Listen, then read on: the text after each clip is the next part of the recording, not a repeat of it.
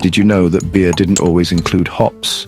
Before the IPA took over the planet, brewers used something far more mystical, a wild mix of herbs called Gruit. No bitterness bombs, just ancient plants, subtle flavors, and a little brewing alchemy. And today you're going to make one right at home. Let's brew a Gruit Ale, herbaceous, historical, and completely hop-free. First things first, the malt. We're using Vienna malt for that toasty, bready backbone, plus caramel malt to round it out with sweetness and body.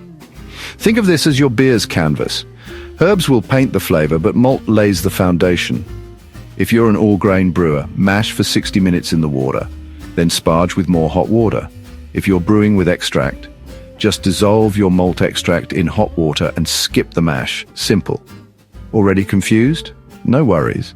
We've put together a detailed recipe with all ingredients, measurements, and step-by-step guidance for you to download in the description. Now here's where things get weird. In the best way. Instead of hops, you'll use a traditional herbal blend that medieval brewers swore by. Yarrow. Bitter, floral, and just a touch rebellious. Sweet Gale. Also known as bog myrtle. Smells way better than it sounds. Mugwort or wormwood. Adds edge, so go easy unless you enjoy potions. Juniper berries. Lightly crushed for piney freshness. Chamomile or elderflower. Softens everything with a floral touch. It's beer meets botanical garden.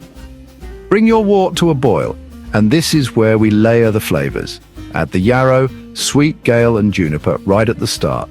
Toss in the chamomile or lemon balm if you're feeling zesty in the last 5 minutes. If you're using wormwood or mugwort, keep it to the final 10 minutes max, unless you're brewing a love potion for enemies. Boil for a total of 30 minutes. Kill the heat and chill the wort down to lukewarm. No shortcuts here. Transfer to a sanitized fermenter and pitch your yeast. We're using Safale US05, but similar are great too. Now ferment at room temperature for about 7 to 10 days until your gravity stabilizes. Once fermentation's done, it's bottling time. Sanitize your bottles. Add cane sugar to the whole batch to give your yeast a final snack. Bottle in pressure-safe bottles and store at room temp for 10 to 14 days. This is where the fizz happens. Slow and steady sparkle building in every bottle. Once carbonated, chill your Gruit Ale slightly.